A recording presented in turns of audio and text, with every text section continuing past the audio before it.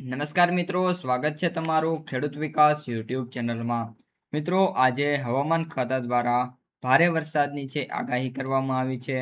ગુજરાતના અમુક જિલ્લાઓમાં 8થી લઈને 10 ઇંચ સુધીનો વરસાદ છે આપણને જોવા મળી શકે છે. સાથે આંબાલાલ પટેલની પણ મોટી આગાહી થઈ છે.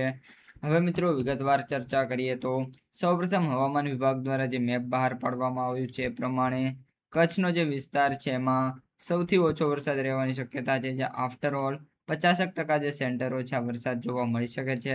ખાસ કરીને જે વરસાદની સ્થિતિ છે દક્ષિણ ગુજરાતમાં, જેમાં ભરૂચ, વડોદરા, છોટાઉદેપુર, નર્મદા, સુરત, તાપી, ડાંગ, નવસારી, દમણ, વલસાડ અને દાદરાનગર હવેલીના જે ક્ષેત્રો છે એમાં ભારેથી લઈને અતિ ભારે વરસાદ થઈ શકે છે. આ જે સેન્ટરો છે એમાં ઓલમોસ્ટ 100% વિસ્તારોમાં છે ભારે વરસાદ થઈ શકે છે. ત્યારબાદ મિત્રો વાત કરીએ તો જે સમગ્ર સૌરાષ્ટ્રનો વિસ્તાર છે અને સમગ્ર જે ઉત્તર અને મધ્ય ગુજરાત છે એમાં 75% જે સેન્ટરો છે મિત્રો વરસાદ જોવા મળી શકે છે. જેમાં ઉપર અહીં જે તમે સ્ક્રીન ઉપર જોઈ રહ્યા છો બધા સેન્ટરોનો સમાવેશ થાય છે. જેમાં ખાસ કરીને દેવભૂમિ દ્વારકા, જામનગર, પોરબંદર, જુનાગઢ, ગીર સોમનાથ, અમરેલી અને ભાવનગરના જે સેન્ટરો છે એમાં ભારેથી લઈને અતિ ભારે વરસાદ છે. ત્યારબાદ રાજકોટ, બોટાદ, આણંદ, મોરબી છે, સુરેન્દ્રનગર છે, અમદાવાદ, ખેડા, પંચમહાલ, દાહોદ, મહીસાગર, અરવલ્લી, સાબરકાંઠા, મહેસાણા, પાટણ અને વાવ, થરાદ અને બનાસકાંઠાની અંદર મધ્યમથી લઈને હળવો વરસાદ છે જોવા મળી શકે છે. આ ઉપરાંત 4 જુલાઈ 2026ના રોજ સમગ્ર ગુજરાતમાં અત્યંત ભારે વરસાદની આગાહી છે એ કરવામાં આવી છે. આ ઉપરાંત 4 જુલાઈના રોજ ચોમાસું છે ઉગ્ર રૂપ છે ધારણ કરી શકે છે. સૌપ્રથમ રેડ એલર્ટ અને ઓરેન્જ એલર્ટની વાત કરીએ તો દક્ષિણ ગુજરાતમાં સુરત, વલસાડ, નવસારી, તાપી, ડાંગ, ભરૂચ, નર્મદા આ બધા વિસ્તારો છે એમાં ભારે વરસાદ છે. જ્યારે સૌરાષ્ટ્રમાં જુનાગઢ, ગીર સોમનાથ, અમરેલી, ભાવનગર, પોરબંદર અને રાજકોટના જે સેન્ટરો છે એમાં સારો વરસાદ થઈ શકે છે. ત્યારબાદ યલો એલર્ટ્સની વાત કરીએ તો મધ્ય ગુજરાત છે એમાં વડોદરા, આણંદ, છોટાઉદેપુર, પંચમહાલ અને દાહોદની અંદર યલો એલર્ટ છે, એટલે કે જે વરસાદ છે એ સમથિંગ 4 ઇંચ જેટલો પડી શકે છે. ત્યારબાદ હળવો અને મધ્યમ વરસાદમાં અમદાવાદ અને ગાંધીનગરના પંથકો, જેમાં સાબરકાંઠા, અરવલ્લી, મહીસાગરમાં દિવસ દરમિયાન આકાશ સંપૂર્ણપણે વાદળછાયું અને મોડી બપોર પછી વીજળીના કડાકા ભડાકા સાથે છે વરસાદ જોવા મળી શકે છે. ઉત્તર ગુજરાત અને કચ્છમાં વાત કરીએ તો મહેસાણા, પાટણ, બનાસકાંઠા, સુરેન્દ્રનગર, બોટાદ, મોરબી, જામનગર, દેવભૂમિ દ્વારકા અને કચ્છના મોટા ભાગના વિસ્તારમાં મધ્યમ વરસાદી ઝાપટા છે પડવાની શક્યતા રહેલી છે.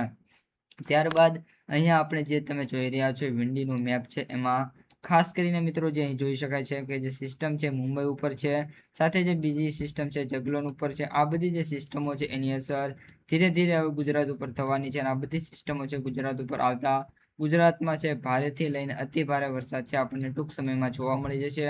આ ઉપરાંત આ જે સિસ્ટમ છે એની પણ અસર છે ગુજરાત સાઈડ છે જોવા મળી જવાની છે, એટલે કે જે મધ્ય અને ઉત્તર ગુજરાત છે એમાં પણ આગામી દિવસોમાં ભારે વરસાદ છે જોવા મળી જવા છે.